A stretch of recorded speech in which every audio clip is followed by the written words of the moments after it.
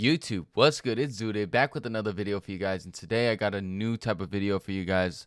I decided I want to do some I don't know if you could say commentary or a little bit of conversation about the fight that just transpired last night with Gervonta Tank Davis and Lamont Roach Jr. I believe. I'm not really big into boxing, but there are a couple of fighters that I will, boot up the old stream for and watch. And I watched it last night, and it ended up being a fantastic fight. If you know Tank, you know that he's been like easily top two most dominant fighters in that range of those smaller divisions. So we're gonna watch the highlights. I'm gonna talk a little bit about it, and I think it should be a cool little new video idea. So let's get into the video. All right, so last night Tank fought Lamont Roach, and I gotta say, I came into it thinking, I haven't really heard a lot about Lamont Roach. I'm not a big boxing fan, but I do watch Tank a lot. I do watch like Tyson Fury, Usyk, Canelo, the guys that really bring in a lot of the viewership, especially because I feel like boxing has a lot of like politicking in it. A lot of guys don't want to lose their undefeated record, and a lot of the top guys won't fight each other. So I came into this thinking, Tank's probably gonna knock this guy out, but I like watching Tank. He creates really great highlights, and he does well for the boxing community. He uplifts boxing just like Canelo and even Ryan Garcia, even though Ryan Garcia can be a little crazy sometimes. But boy, was I surprised, because I didn't even know about this dude Lamont Roach. I thought he was just another guy that they put up against Tank to even further his status more. But did this guy come to fight. We're going to check out these highlights and have a little commentary about it. But yeah, let's see the main highlights. All right, Brian, thank you very much. And a sold-out crowd here. Yeah, so like I said, Lamont Roach was not expecting to put up a fight like that. The first few rounds weren't, anything special from him. I felt like Tank controlled the fight for the first few rounds. And then once it got into those deep rounds, it got a little interesting. Continuing to pound that body with the left hand. Into the body again with the left hand. And Tank hits really hard. One thing about this fight I was really surprised about was like not a lot of people can take Tank Davis's power.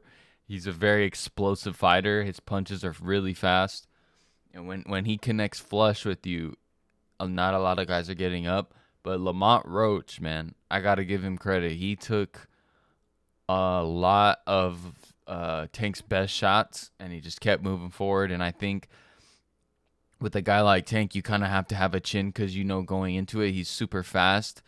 If you make a single little small mistake, he's gonna make you pay for it. So you got to be able to have that chin if you're gonna make a mistake.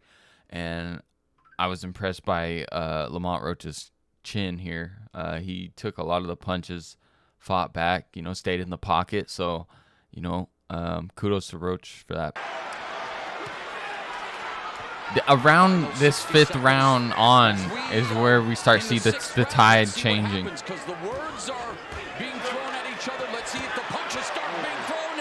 See right there, if he would have hit him flush, it's just he got his guard up. You know what I mean? It's not like a super clean punch, but you could just tell by the way he's hitting him. It's hard shots. Like right there, boom, he took a. That's what I mean right there. Lamont took a super hard, stiff right. Didn't look like it wobbled him or nothing. He's just coming right back. And I feel like Tank's not used to guys, staying resilient with his power, because he has such power. That's why they call him, a lot of people call him Mini Mike Tyson, because the way he hits, he's so explosive. So, like I said, kudos to Roach for that. Like, you could just hear the sound. Davis leading with the left. Right hook. It's not doing much to Roach though, See, right here, the seventh round, it starts changing. Tank is waiting for him to throw the right hand and counter. To uncoil that left hand. And as you see, like the the line between them is very short. They're just in the pocket, guard up, both guards up, and they're just, countering, starting off throwing rights, countering with lefts. Like, they're just in the pocket with each other, and I thought that was very respectable by Roach to stay in the pocket with Tank, because another thing with staying in this pocket is Tank doesn't have a long reach, so to stay in this pocket like this is dangerous, very dangerous when you're fighting Tank, because he's a shorter fighter, so he needs to be like more explosive. Like right there, I seen that punch and I was like, okay, this guy is resilient. He's gonna stay in the pocket and he's gonna take his shots, but he's not gonna just let Tank bully him. And right there when he threw that shot, I was like, okay, now you're gaining some respect from Tank. Now he knows not to, just sit there and try to bully the guy. And from this moment on, I was like, okay, if Tank loses this fight, the internet is about to break, because nobody knows who this guy is, and he's probably put up the best fight against Tank since maybe Pitbull Cruz. Double the counter right from Roach. Boom. That was clean. Counter punch, Tank. Taking the fight to Davis. Davis high guard, wanting to explode with the left. And not even just Roach, but Tank got a chin on him too. When he fought Pitbull Cruz, he took some shots, and he can, he's got a chin on him too. He can take those hard shots too. A lot of people don't really see that much in Tank because, he dominates most of his opponents, but when he does get hit pretty hard, he knows how to, stay in there and stay resilient. So I respect that from him as well. But Davis took off some of the steam of the punch, but still, Roach leaned with it. Okay. He took a knee. Let's talk about this. So the knee, right? It wasn't declared as a knockdown.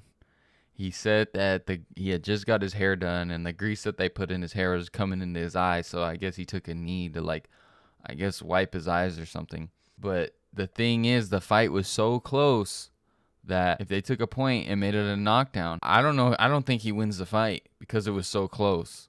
So, there's a lot of controversy around that.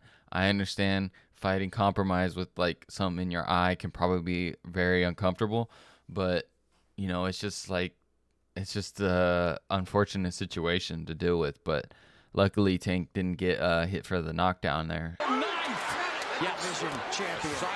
I mean, if you look at that right there, it's just respect to Roach, his head movement, to stay in the pocket with Tank and to just have this head movement and just stay right there in his face is just respectable. Like, the guy Tank is a monster. He's knocking out everybody. So it's to stay in that pocket, with good head movement and, throwing shots right back, taking shots as well, it's just respectable. Simultaneous one, although Davis fighting on even terms here in the 11th. They're just going back and forth. Pressure on those ringside judges in this one. Look at that. Is his championship reign in jeopardy? It comes down. The decision is a majority draw. So it was ruled as a draw, which I agree with. I thought the fight, there's two ways this fight could have went after the fight. You either give them the draw or you give Roach the fight. In my opinion, sitting there peppering, not really giving out hard, clean shots, but peppering them and winning the rounds slowly every single round, but just kind of just peppering and peppering and peppering.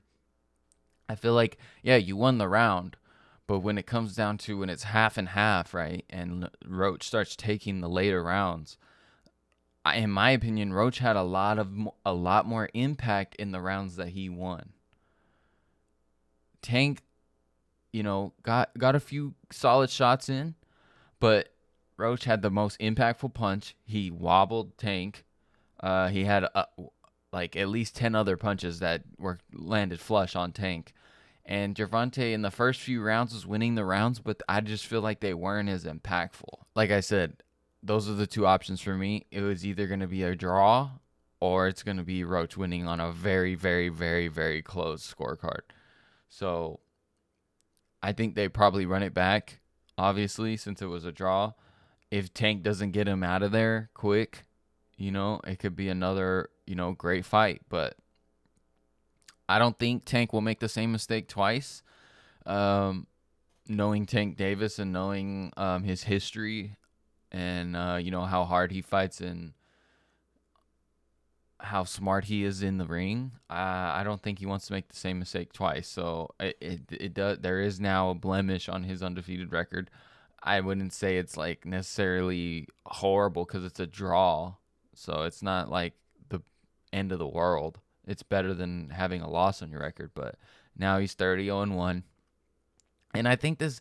I honestly I want to give again respect to Roach. No one knew who he was unless you were a boxing purist.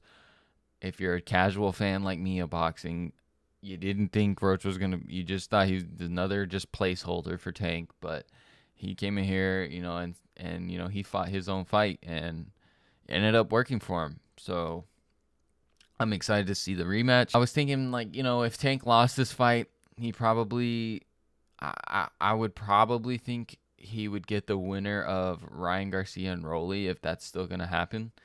Um, well, probably not Rolly, but if Ryan won, because Rolly got knocked out so significantly, but if Ryan won, then I mean that rematch is there for them. Not because it was close, but because Ryan is such a like draw, and I feel like that would be the fight to make if you want to make, if you want to bring in the pay-per-view numbers. But yeah, let me know in the comments what you guys think about this fight. I thought it was a great fight for boxing. I think I was not expecting Roach to come out and be this resilient and give Tank a run for his money, but he's definitely got his name. He's got his name up there now, and he's definitely. I'm definitely gonna be checking for some more Lamont Roach in the future. So, yeah, like, comment, subscribe if you guys enjoy this content. And yeah, this is gonna be Zuda signing out.